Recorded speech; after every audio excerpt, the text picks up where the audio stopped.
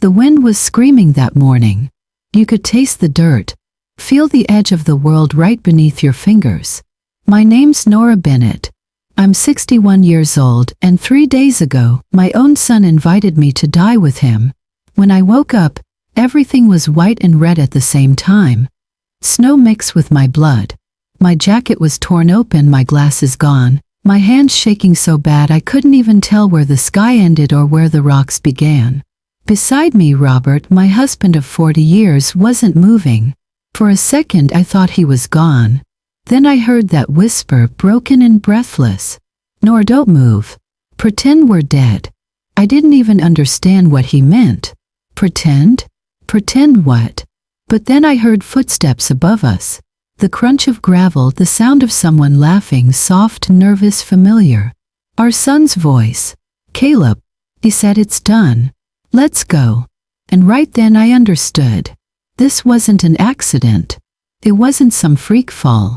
It was planned, cold, careful, deliberate. The plan 25 years in the making. I wanted to scream, but Robert grabbed my hand and pressed it down. "Don't," he mouthed. "Stay still." So I stayed. For minutes, maybe hours. I could hear the echo of their car leaving, tires sliding against gravel, the sound fading into the trees. It was only then that I realized the birds weren't singing anymore. Just the wind. Just that awful empty wind. People always ask, how does something like this even happen? How does a son become the monster in your story? The truth is, it doesn't start with hate. It starts with love. That's the cruelest part. I used to teach art. Colors, shapes, lines, how to make sense of chaos. Robert built furniture. He could take raw wood and turn it into something gentle, something that belonged in a home. We raised 2 boys, Ethan and Caleb, in a little town in Vermont. We weren't rich, but we were steady, ordinary. And maybe that's where the danger began, because ordinary families think evil is something that happens far away. Not at their breakfast table. Not in their own bloodline. When you're lying at the bottom of a cliff, bleeding out, you start replaying everything. The birthdays, the fights, the tiny moments when something felt off, and you told yourself he's just tired, he's just stressed. You rewrite the memories so they hurt less. I can still remember Caleb's voice the night before the trip. Cheerful, almost childish. "Mom, Dad, you've been cooped up too long. Let me take you somewhere peaceful. Just us. Like the old days." He said peaceful. And I stupidly thought it sounded like love. There's a strange thing that happens when your child betrays you. You don't feel anger first. You feel confusion. You think maybe you did something wrong. The helicopter came hours later. The paramedics shouted words that sounded miles away. I remember bright lights, gloves pressing against my neck, voices saying pulse weak but she's alive. They lifted Robert first. I saw his hand reach for mine, fingers trembling. I wanted to tell him it's okay, I'm here. But the words stuck somewhere between my lungs and my throat. Before they carried me up, I caught a glimpse of the cliff above. From below it looked peaceful. Just a quiet edge against a blue sky. And I thought, evil never looks like evil from the top. They put me in the ambulance, wrapped me in foil, asked my name. I said it automatically, Nora Bennett. Then they asked who did this to me. I opened my mouth but nothing came out. How do you tell a stranger that your own son tried to kill you? So I just whispered, family trip. Later at the hospital, while the machines beeped and nurses moved around like ghosts, I stared at the ceiling tiles and counted them. 32. That's how I kept from screaming. The detective came in, big man, rough voice.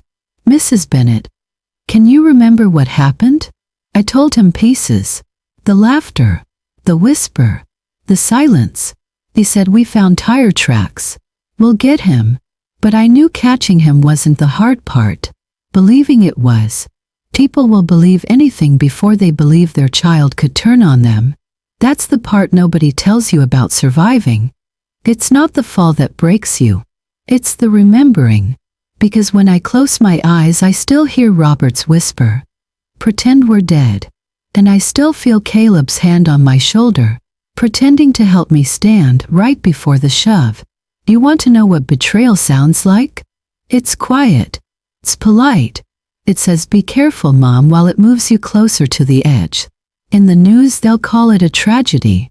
In the courtroom, they'll call it attempted murder. But to me, it's something smaller, simpler. A family story that rotted from the inside out. That's why I'm telling this. Because families like mine still believe it could never happen to us. We thought love protected us. We were wrong. I remember the drive to the mountain that morning. The way Caleb played old songs on the radio. The way Jenna, his wife, kept turning around from the front seat, smiling that picture-perfect smile. She filmed everything. "Say hi, Mom." Family road trip. I waved because that's what mothers do. You smile, even when something inside you feels off.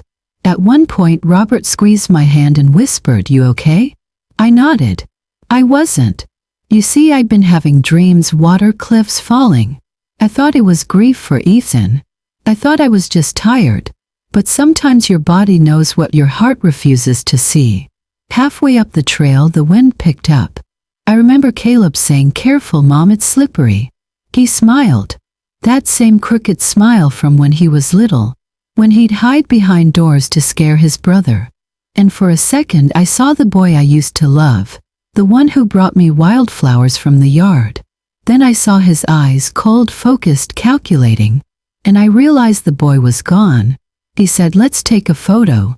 One for the kids." Robert stepped closer to the edge, put his arm around me. I could smell pine and rain in his hair. Then Caleb reached for the camera, and the world tilted. That's the moment that never ends. The second between trust and terror. You don't have time to scream. You just fall. There's this split second where you think, maybe this isn't happening. Maybe you'll wake up in your bed, hear the coffee maker, feel the cat jump on your feet. But you don't wake up. You hit the ground and everything stops except the truth. That truth stays. It digs into you like the stones under your body, sharp and cold. When I finally heard Robert breathing beside me, I started to cry. Not from pain, from relief. Because I wasn't alone. He turned his head, blood on his lips, and said that line I'll never forget. "Pretend we're dead." That whisper saved our lives. We stayed there until nightfall, until we heard sirens, until strangers pulled us out of the hole our son had put us in. And now, as I lie here telling this story, there's one thought I can't escape. How long had this been building? How many little signs did we ignore because they came wrapped in love? It wasn't just a trip. It was a plan. 25 years in the making. And tomorrow when the cameras come, when they ask me why, I'll tell them the truth. Because this isn't just my story. It's a warning. Monsters don't always hide under your bed. Sometimes they grow up in your house, call you Mom, and kiss your cheek before leading you to the edge. And if anyone watching this ever wonders how a mother survives something like that, you don't survive because you're strong. You survive because someone you love whispers, "Pretend we're dead," and you listen. You survive because even after the worst betrayal imaginable, a part of you still hopes that love, real love, can outlive the fall. The mornings in Vermont used to be my favorite part of the day.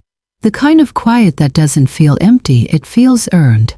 You wake up, and the world hasn't started moving yet. There's frost on the window, and the coffee maker makes that soft little hiss before it fills the kitchen with the smell of something warm, something safe. That morning, like every other, I poured 2 cups, one black for Robert, one with cream for me. He was out on the porch, sanding down an old wooden chair he'd been fixing for 3 months now. He said it wasn't just a chair, it was the chair, the one we bought when Ethan was still in high school and Caleb was barely 12. Every dent, every scratch was a piece of our family written into the wood. I remember standing in the doorway, watching the sunlight hit the dust in the air, little gold specks floating around him. He looked peaceful. The kind of peace that only comes when you believe you've done your part in life. Sometimes I think that's the cruelest illusion, believing peace is permanent. We had a simple rhythm after the boys grew up. Ethan used to call every Sunday. He'd start with, "Hey Ma," in that voice that always sounded like a hug. He'd ask about my students, about the neighbors, about the soup I made last week. Caleb, on the other hand, called when he needed something. A tool. Some money. Advice he wouldn't take. Still, I always picked up.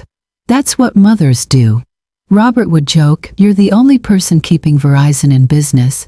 And I'd laugh, pretending it didn't sting a little that one son called out of love and the other out of habit. But we didn't talk about that. We filled the silence with chores. He'd fix things that weren't broken. I'd paint landscapes I never finished. And every morning we'd meet again at that same table, sharing the same old stories, pretending the world outside wasn't changing. The neighbors would wave as they walked their dogs. Sometimes Mrs. Parker would call out, "You two still keeping that chair alive?" And Robert would raise his screwdriver like a flag of victory. Everyone in town knew that chair. It was a piece of our story. I used to think love could hold everything together. That if you gave enough, forgave enough, you could keep the cracks from showing. But love isn't glue. It's more like sunlight. It warms you, but it also shows every flaw if you look close enough. I still have Ethan's last voicemail saved on my phone. I don't play it often, but I know every word. "Hey Ma, don't forget the cinnamon rolls next time. Okay? Caleb ate half the tray last time and I didn't get any." He laughs after that, this small breathy laugh. I swear, sometimes I can still hear it echoing in the kitchen. When he died, the house didn't go quiet right away. That's the strange thing. For a while it got louder. Friends stopped by. Food piled up. The phone rang every hour. And then one day it didn't. One day the world just moved on. And the only sound left was the creak of Robert's chair. Caleb started coming around more after that. He'd show up with groceries or say, "Mom, Dad, let me fix the gutters." He smiled too much. Hugged too long. But grief makes you blind. You tell yourself maybe he's just trying to be better. Maybe the loss brought us closer. Sometimes I'd catch Robert staring at Caleb when he thought I wasn't looking. Like he was searching for something he couldn't find. I never asked what it was. I didn't want to know. There's this moment burned in my memory. One afternoon, Robert set the chair on the porch, finally done. The light hit it just right and he said, "Looks almost new again." I smiled and said, "Almost." That word, almost, it stayed with me. Because that's what our peace really was. Almost. Almost healed. Almost whole. Almost happy. I thought if I just kept pouring the coffee, if I just kept the house warm and the routine steady, I could protect what was left of us. But love doesn't work like that. It doesn't stop what's coming. It just gives you something soft to fall on when it does. That morning before everything changed, Robert leaned back in that chair and said, "You know, Nora, we did good. We raised good boys." And I smiled. I really did. Because in that moment I believed it. If I'd known what was waiting for us, what Caleb was already planning, I might have said something different. Maybe I would have told him that peace isn't what you find in the quiet. It's what you fight for in the noise. But that morning, I just poured another cup of coffee, watched the sunlight spill through the window, and told myself everything was fine. Because sometimes, lying to yourself feels kinder than facing the truth. The night it happened still feels like it's stuck somewhere in my bones. 25 years ago, the river behind our town froze halfway, just enough to trick you into thinking it was safe. Ethan used to fish there since he was a kid. He said the water talked if you listen long enough. That night it went quiet. The call came just after dinner. I remember the smell of garlic still in the kitchen. The sound of Caleb's laughter from the living room. When I answered, all I heard was someone saying my son's name over and over. And then the words that split my world in two. "We found him in the river." I don't remember dropping the phone, but I do remember the sound it made hitting the floor. I remember running barefoot through the snow. Robert chasing after me, shouting my name. The sky was that color right before dawn, purple and cruel. When I saw them pull Ethan's body from the water, I didn't scream. I just knelt down and something inside me went still. like the whole world had taken a breath and decided not to exhale again. His skin looked peaceful, almost asleep, but mothers know the difference between sleeping and gone. Caleb stood behind me. He was 16 tall, quiet. His face didn't move. Not one tear. Just those eyes, empty, glassy, like he was watching someone else's life. At the funeral, people whispered about how strong he was, how calm. I wanted to believe that. I told myself everyone grieves differently. But when I looked at him, I saw something I couldn't name. Something that didn't belong to a child who just lost his brother. Robert kept his arm around me the whole time, whispering things like, "He's at peace now, he's in a better place." I nodded because that's what a good wife does. But the whole time I could feel his hand trembling. Not from sadness, from guilt. I asked him days later, "Robert, what really happened that night?" He said Ethan must have slipped, maybe the ice gave way. His eyes didn't match his voice. That winter dragged on forever. The house was too quiet. I kept setting the table for 4, forgetting there were only 3 of us now. Caleb started waking up early, making coffee for me, fixing small things around the house. He'd say, "You should rest, Mom." I got it. First I thought it was love. That losing his brother had changed him. He'd call me from school just to check in. He even started helping his father in the workshop, laughing again or pretending to. But grief does strange things. It doesn't heal, it hides. And sometimes it hides behind politeness. One afternoon I caught Caleb sitting in Ethan's old room, just staring at the wall. When I asked what he was thinking, he said, "Nothing, Mom. Just wondering why some people get to leave first." I didn't know what to say, so I said nothing. I should have known silence feeds darkness. My sister Margaret came by a lot after that. She was always the kind who saw things the rest of us didn't want to see. She'd look at Caleb and lower her voice. "There's something off about that boy, Nora. Grief shouldn't make you colder." I hated hearing it. "He's just trying to help," I said. "He's being kind." Margaret shook her head. Kindness doesn't hide its eyes. She'd always been the truth teller in the family. The one who didn't care if it hurt. I used to think she was being cruel, but looking back, she was the only one brave enough to look at what the rest of us refused to face. One night she found Caleb outside, burning something in the fire pit. Old photographs, it turned out, pictures of him and Ethan as kids smiling by that same river. When she asked why, he said, "They don't look real anymore." Margaret told me, but I brushed it off. "Everyone grieves in their own way," I said again. God, I must have said that line 100 times. But I noticed things too. The way Robert avoided eye contact whenever Ethan's name came up. The way Caleb smiled when I cried. Like he was memorizing the shape of my sadness. I wanted to believe love could fix whatever had cracked between us. I thought if I just kept holding him, kept saying we're still a family, maybe it would become true. Years later I'd understand. Caleb wasn't learning to love us. He was learning to imitate it. He learned how to tilt his head just right when someone spoke about loss. How to put his hand on your shoulder without really touching you. How to say "It's okay, Mom" in a way that sounded like comfort but felt like control. He learned to act. And I was his audience. Sometimes late at night, I'd hear him walking down the hall, soft steps, stopping at Ethan's door. Just standing there. Once I heard him whisper, "It was supposed to be you." When I told Robert, he brushed it off. He's talking to his brother. It's normal. But Margaret didn't think so. She said, "Something happened that night, Nora.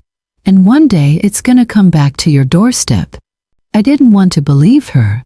I wanted to keep my little world intact, the coffee, the chair, the small talk, the illusion of peace.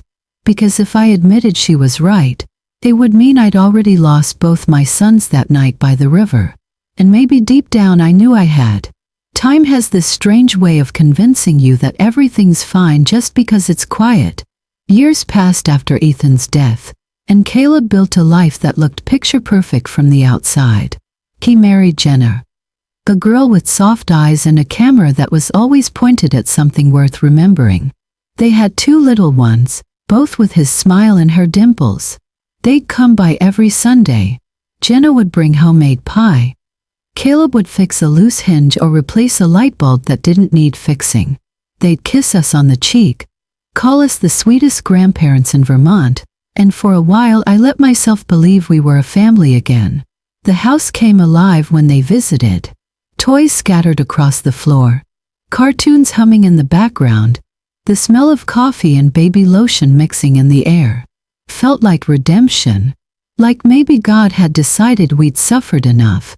Every video call ended the same.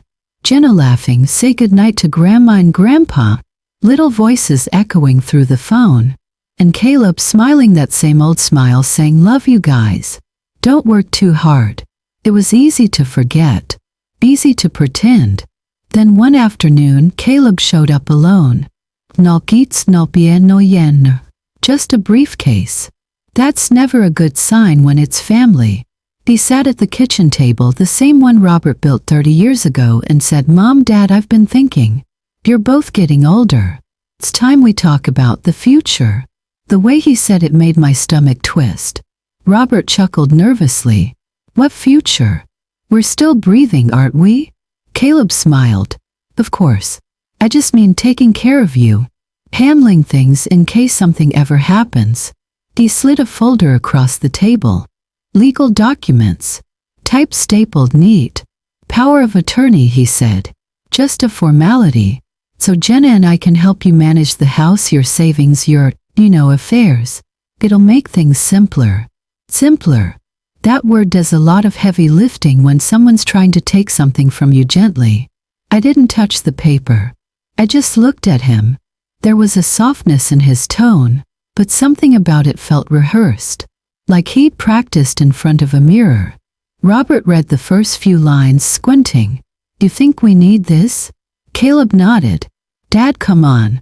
It's not about need. It's about love. About responsibility.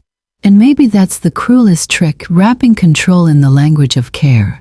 I remember glancing toward the window, seeing the reflection of all three of us at that table. For a moment I saw Ethan there too, smiling as if warning me not to trust what looked too polished. That night I called Margaret. She didn't even let me finish explaining. "Don't you dare sign that paper, Nora," she said, her voice sharp as glass. "No one needs ownership to prove they love you." I told her he just wants to help. "And snakes just want to warm up in the sun," she shot back. "Doesn't make them harmless." I laughed a little, tried to ease the tension, but her words stuck. She'd always been the voice I didn't want to hear. The truth that ruins your sleep. Robert, though, saw it differently. "He's our son," he said. "He's thinking ahead. It's smart." I wanted to believe that. I wanted to believe he was finally being responsible. A few days later, Caleb came back, this time with Jenna and the kids. They made a whole event out of it. Cookies, laughter, photos. Then he took out the papers again. "Dad, Mom," he said with that same practice calm, "this is just paperwork. You trust me, right?" Robert hesitated, then nodded. "Of course we trust you." Caleb smiled wide. "Good. Then let's make it official." He slid the pen across the table. Robert signed first. His hand shook a little, but he smiled afterward like he'd just done something good, something loving. Then Caleb turned to me. "Your turn, Mom." The pen felt heavy. I looked at the spot where Robert had just written his name. It felt like a signature could erase everything we'd built. Every sacrifice, every quiet morning, every truth we chose not to see. My hand hovered above the line, and for the first time I heard my own heart whisper something I'd never said out loud. If my son has done something wrong, I still have to go through with it, because I am his mother. That's the thing about mothers. We walk straight into the fire thinking love will make us flame-proof. I didn't sign that night. I told him I needed time. He smiled, kissed my forehead, and said, "Of course, Mom. Take all the time you need." But there was something in his eyes, the flicker of impatience, like a man watching an hourglass run out. After he left, Robert said quietly, "You worry too much." I didn't answer. I just looked at the empty teacups, the scattered crayons from the kids, the echo of laughter still hanging in the air. For years I'd mistaken calm for safety. I believed that as long as the house was warm and the voices gentle, nothing could go wrong. But peace isn't proof. And as I stared at that unsigned paper on the table, I realized something terrifying. Sometimes betrayal doesn't come with thunder. It comes wrapped in love, sealed in an envelope, waiting for your name at the bottom. It happened late one night, when the whole house felt heavier than usual. The clock had just struck midnight. I was sitting at the kitchen table with a cup of cold tea, staring at nothing when Robert came in. His face looked pale, almost gray, like someone who hadn't slept in years. He didn't say anything at first, just stood there holding a folded piece of paper he never opened. I thought maybe it was about the will or the bank or something ordinary, but his eyes, they told a different story. Finally, he sat down across from me and said, "Nora, there's something I've been keeping from you. About Ethan." The way he said our son's name, it broke something in me. "What about him?" I asked. My voice came out softer than I meant it to. He took a deep breath, his hands trembling slightly. "That night by the river, it wasn't an accident." For a moment I thought I misheard. My heartbeat drowned out the rest of the room. "What do you mean it wasn't an accident?" Robert couldn't look at me. He stared at the table like he was reading something only he could see. "I saw them," he whispered. "Ethan and Caleb. They were arguing. I followed them down to the riverbank. I heard shouting words about money, the family account, things Ethan had found out." My throat went dry. "Money?" He nodded. "Ethan had discovered Caleb was taking money from our savings. He confronted him. Caleb got angry, said it wasn't fair that Ethan would inherit more, that everything was always his. I thought it was just words. Brothers fight." His voice cracked on that last line. "Then Ethan pushed him first. Just a shove. And Caleb..." He stopped, covered his mouth like the words were poison. "Caleb pushed back. Hard. Ethan slipped on the rocks. I heard the splash." He looked up at me finally, eyes wet and raw. By the time I got there, he was gone. I jumped in, but the current was too strong. I couldn't reach him. I stared at him, frozen. The sound in my ears was like wind roaring through a tunnel. "You saw him fall?" I whispered. "You saw him die?" Robert nodded slowly. "Yes. And you didn't tell me?" He wiped his face with both hands, shaking his head. "How could I, Nora? What was I supposed to say? That one of our sons killed the other? That I failed both of them?" I wanted to scream. I wanted to throw the chair, the cup, the entire kitchen at him. But I just stood there, gripping the edge of the table so hard my nails dug into the wood. "You let me bury our son thinking it was an accident," I said quietly. "You let me pray for peace when you knew there was none." He broke down then, just collapsed into the chair, shoulders shaking, sobs coming out of him like he'd been holding them back for 25 years. "I couldn't do it," he said through his hands. "I couldn't make you live with it. I couldn't bury two sons in one day." That line cut straight through me. For the first time in our marriage, I didn't know if I hated him or pitied him. Maybe both. Maybe that's what grief really is. A mixture of love and disgust you can't untangle. He looked up at me, eyes red, tears streaking his face. "I thought Caleb would change," he said. "He promised me it was an accident. He swore it was. He said he'd make it right. And I believed him. God help me, I believed him." I couldn't move. My body felt like it belonged to someone else. "You covered for him," I said. "Yes. You let him live in this house, laugh at this table, raise his children around us, after what he did." Robert pressed his hands together like he was praying, because I thought, maybe if we kept loving him, he'd become the son we wanted him to be. I thought love could wash away what happened.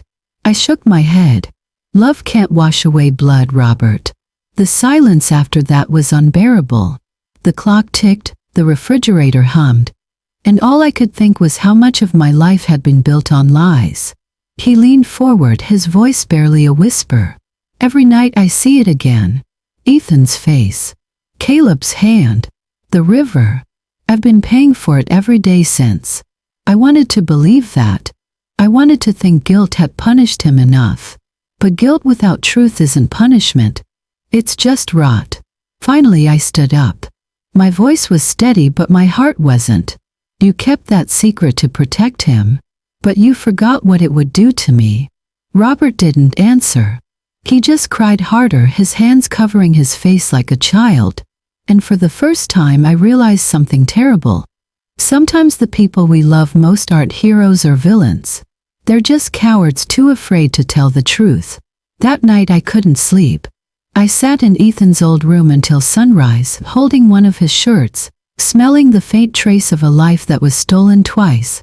Once by his brother and once by our silence. It was a Thursday evening when the phone rang.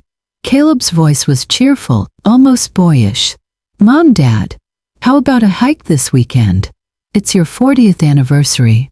We should celebrate it somewhere beautiful." For a moment I smiled. He sounded so much like the son I used to know. The one who still brought me wildflowers from the yard. But then something in his tone shifted. Too smooth, too certain. "Don't worry about a thing," he said. "Just come. We'll take care of everything." The wind outside rattled the porch chimes, and for a reason I couldn't explain I felt cold. Robert hung up, grinning like a man who wanted to believe his family was still whole. "See," he said. "Maybe it's time to stop doubting him." But I didn't answer. I just kept hearing that last sentence echoing in my head. "We'll take care of everything." The next morning Margaret stopped by. She always did when something felt off. She looked around the kitchen, noticed the packed backpacks by the door. "You're going?" she asked. Robert nodded. "Caleb's idea. Anniversary trip." Margaret's expression hardened. "If you're really going, leave me a letter. Both of you." Robert laughed it off, but she didn't. "I'm serious, Nora," she said, turning to me. "If something happens, I want something in your handwriting. Something that says you didn't just disappear." I tried to make light of it. "You've been watching too many true crime shows." She didn't smile. "No, I've just been alive long enough to know what denial sounds like." That night I couldn't sleep.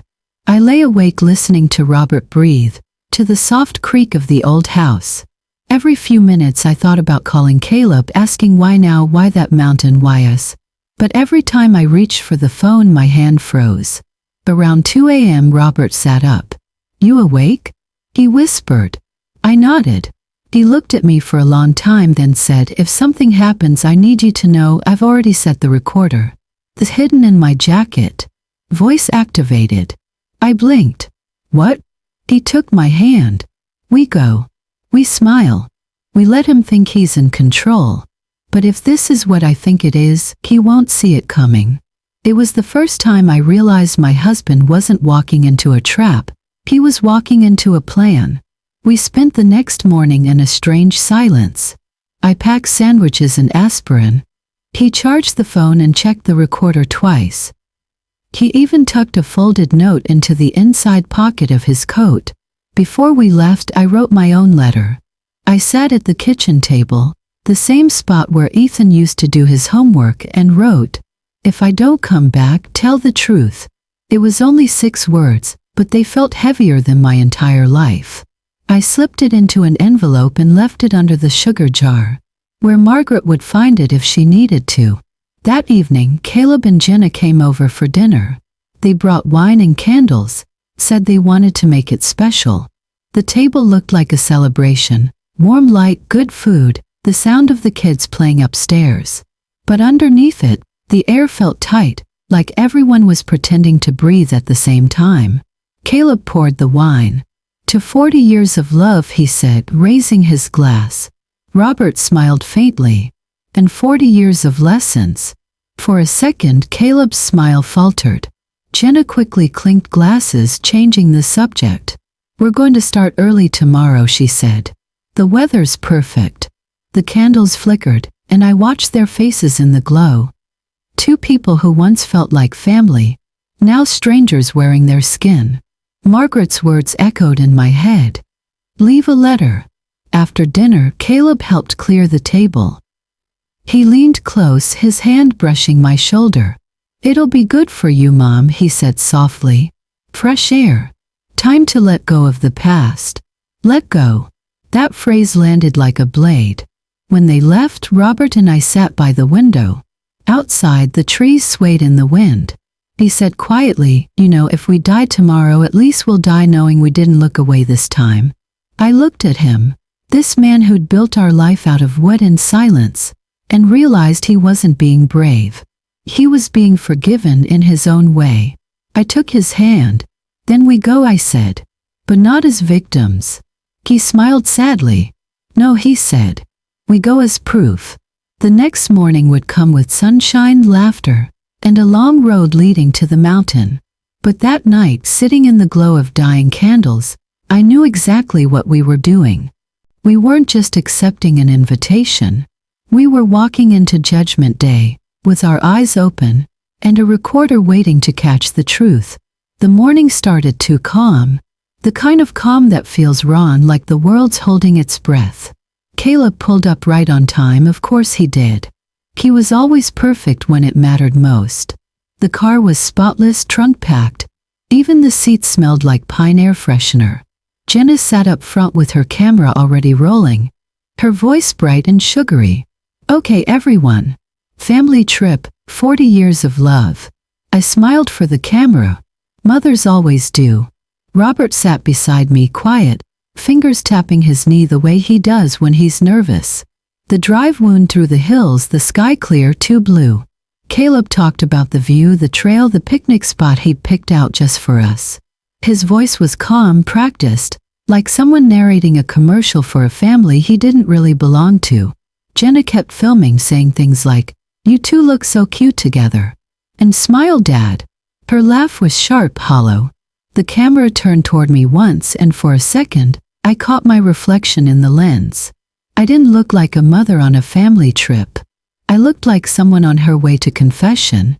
Halfway up the mountain, I started to feel the air thin. My chest tightened. "Let's take a break," I said, resting a hand on a rock. Caleb turned around, that familiar smile stretched too wide. "We're almost there, Mom. The top has the best view." Robert nodded, wiping sweat from his forehead. He looked pale. "Go on ahead, I'll catch up." But Caleb didn't go ahead. He waited, watching us like he was timing something. The trail narrowed the higher we climbed. The trees thinned out, and the sound of birds faded until all I could hear was the crunch of gravel under our boots and the steady rhythm of my heartbeat. When we reached the clearing, Jenna gasped. "Oh my God, this light! You two need to stand right there by the edge. It's perfect." I looked toward the drop. The cliff wasn't massive, but the fall was sharp, straight down, ending in a bed of jagged rocks and silence. Robert put an arm around me, steadying my shoulder. I could feel his pulse through his hand. Caleb walked behind us, calm, unhurried. The sun glinted off his sunglasses. "Come on, Mom. Step a little closer. You'll see better from here." Something in his voice made the hairs on my neck rise. It wasn't anger. It wasn't love either. It was finality. I turned slightly. "Caleb," I said. "What are you doing?" He stopped just a few feet away. For a heartbeat I thought he'd say something, some cruel joke, some explanation. But he didn't. He just tilted his head like he was studying us. Then his hand twitched. Robert's grip on me tightened. I felt him lean in and whisper, barely audible, "It's time." Everything slowed. Jenna's camera lifted. The wind picked up, carrying dust and dry leaves around us. The smell of pine, faint and sharp. The kind of smell that stays in your clothes long after you wish it didn't. Caleb stepped closer. I saw his shadow merge with ours. Then just a blur. A movement. A sound. His arm rose. Robert shouted something. I'll never know what. And the world tilted. My foot slipped first. My stomach lurched. I saw the sky flip upside down. Blue turning to brown, wind screaming past my ears. Somewhere behind me, Robert shouted my name. Then a second voice, Jenna's, high, panicked, or maybe pretending to be. For a second I thought Caleb had fallen too. The sound of impact wasn't what I expected. It wasn't a thud or a crack. It was silence, the kind that swallows everything. Dust filled my mouth. My body felt weightless then heavy. Pain came later, crawling up from somewhere deep, like a delayed wave. Above me the sky spun. Faint outlines of the cliff blurred in the sunlight. I tried to move, but my arm wouldn't obey. Somewhere close, Robert's voice, weak but alive. "Nora, don't move." My vision flickered. The air was thin, full of dirt and echoes.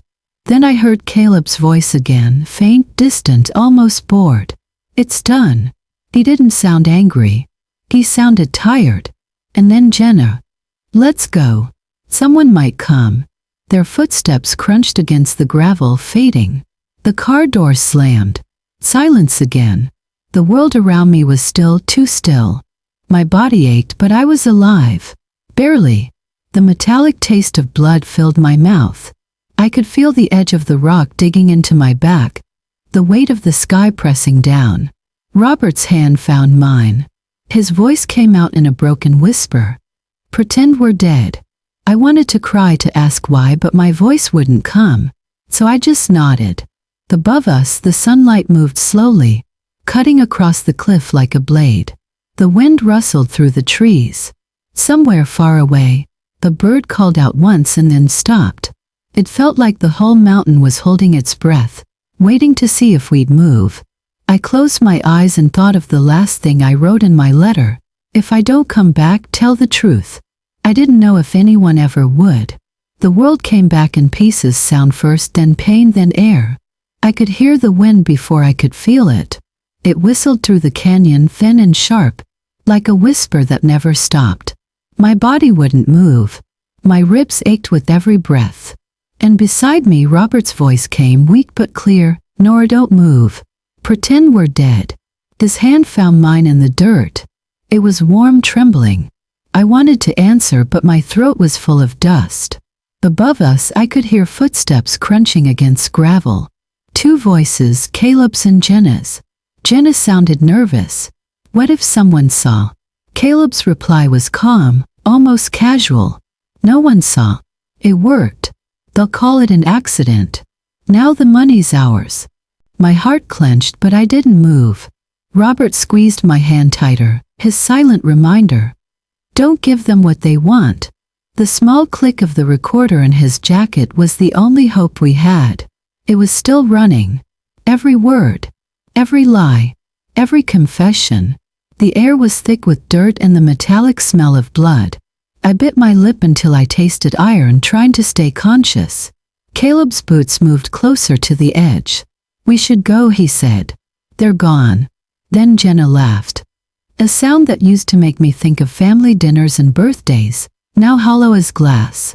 "You think anyone's gonna find them down there?" "No," he said.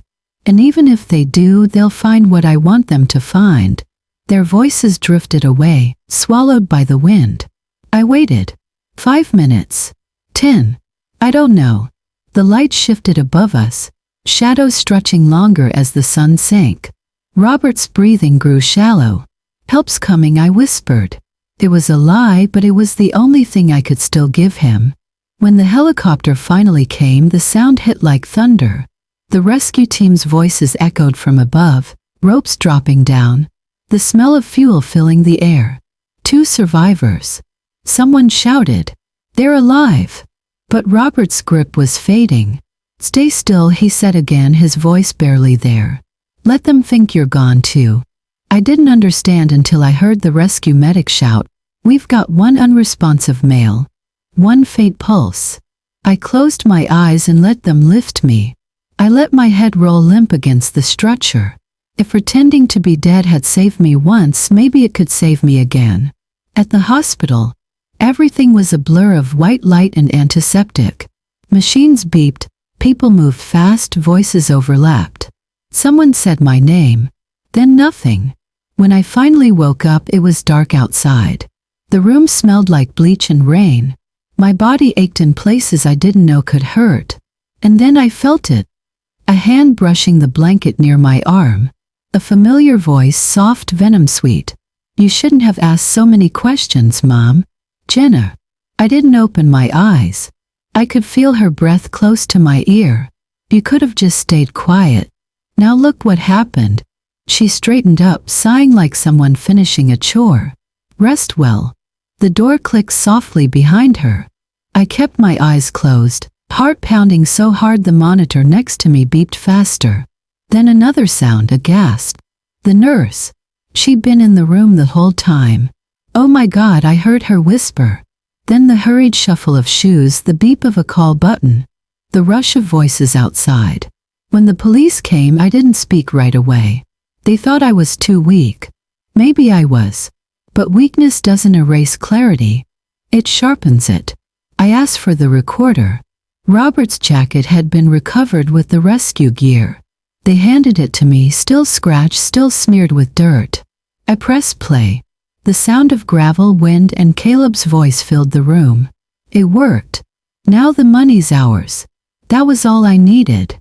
I looked at the detective and said, "Get them before they get away." Later that night, when the nurse came back to check on me, she smiled gently. "They're in custody," she said. I nodded, too tired to cry. But inside me something sparked. Not joy, not relief, something fiercer. I reached for her hand, my voice barely more than a whisper. "They thought I was dead," I said. Then I opened my eyes fully for the first time since the fall. The nurse froze, startled by whatever she saw in my face. They were wrong. The recording started with a click, a faint buzz. Then Caleb's voice, steady, confident, damning. It worked. Now the money's ours. The room went silent. The detective hit pause, glanced at me, then pressed play again. Jenna's laugh followed, light and hollow. No one will ever know. But they did.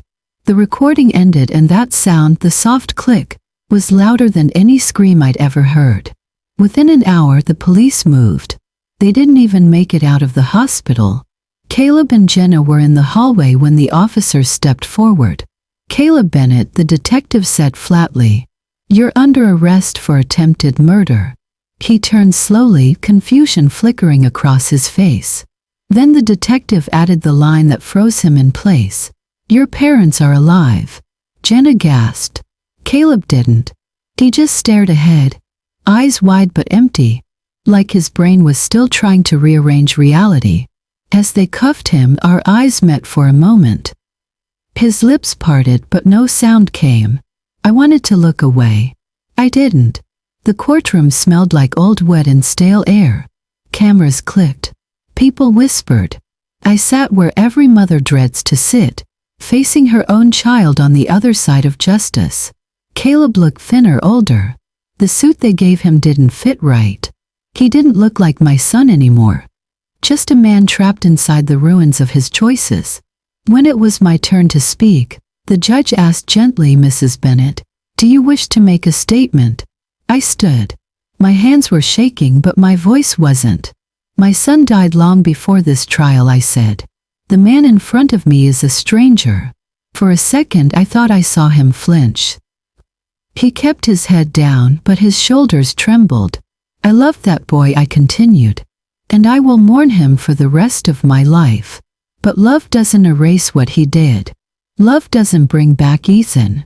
Love doesn't give me back the man sitting beside me who carried that secret for 25 years. My voice cracked, but I didn't stop. Some sins demand more than forgiveness. And this, I gestured toward him, this is one of them. The room was so quiet I could hear the hum of the air vent. Caleb finally lifted his head. His eyes were red, wet, raw. He said, barely audible, "I'm sorry, Mom." And I believed him. For the first time, I believed he actually meant it. But it didn't matter anymore. Some words come too late. The judge read the verdict. Life in prison. The words echoed in the room like a final bell toll. Jenna broke first, crying, shaking, begging. Caleb just sat there, hands folded, looking at the floor. As the officers let him out, he turned once, just for a second. His eyes met mine again, full of regret and something else, relief. Maybe for him, the truth was finally heavier than the lie. After the trial, people came up to me, said I was brave, that justice had been served. But justice doesn't feel like victory. It feels like standing in a house that's still burning and realizing you're the only one left alive. When the reporters asked me what I wanted to say, I just told them the truth. I don't hate my son, I said, but I can't save him either. That's not my job anymore. That night I went home to the quiet. The chair Robert fixed still sat on the porch, creaking in the wind. I ran my fingers along the armrest, tracing the scratches, the history, the ghosts. Inside, the house smelled like cedar and memories. The photos on the wall hadn't changed. 2 boys smiling by a river. The young couple in love. The family that used to believe love could outlast anything. I turned off the lights, sat at the table, and whispered into the dark. Some sins demand more than forgiveness. Then I picked up the recorder, pressed play one last time, and listened to the truth that had cost us everything. A year passes slower after loss. The days stretch longer, but the mornings start to heal. The house feels alive again in its quiet way. The same creaky floorboards, the same wooden chair Robert fixed over and over. But now there are new sounds, the shuffle of tiny feet, giggles chasing each other down the hallway, the soft clatter of spoons against cereal bowls. We didn't plan to raise 2 children again, not at our age. But life doesn't ask if you're ready. It just hands you what's left and waits to see what you'll do with it. The boys, Eli and Sam, have their father's eyes but not his darkness. When they laugh, it fills every crack the years tried to split open. Sometimes when they sit in that old chair with Robert reading stories, I catch my breath, because for a second it's like time has folded back, and everything broken has quietly mended itself into something new.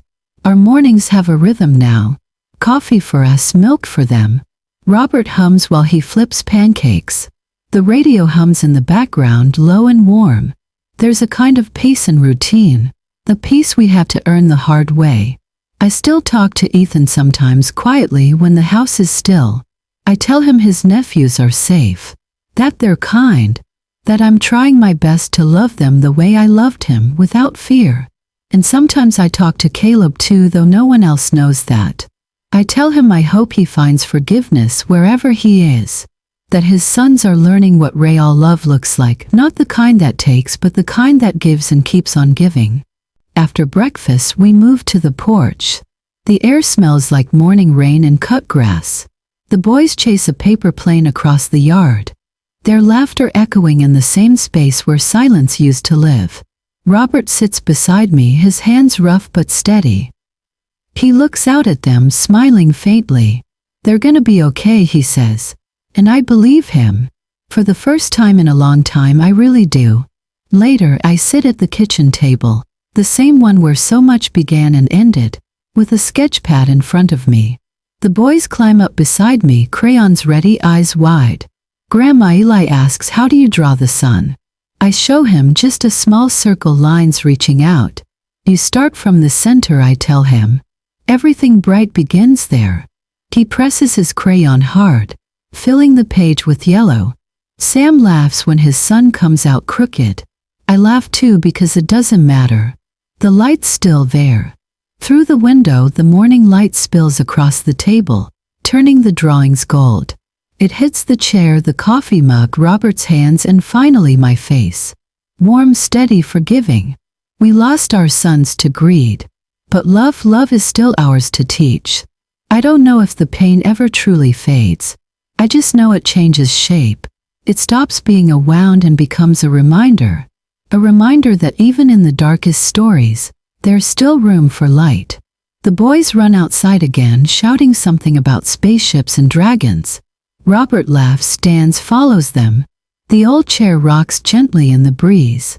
I stay by the window watching the sun climb higher. And for the first time it doesn't feel like an ending anymore. Feels like morning.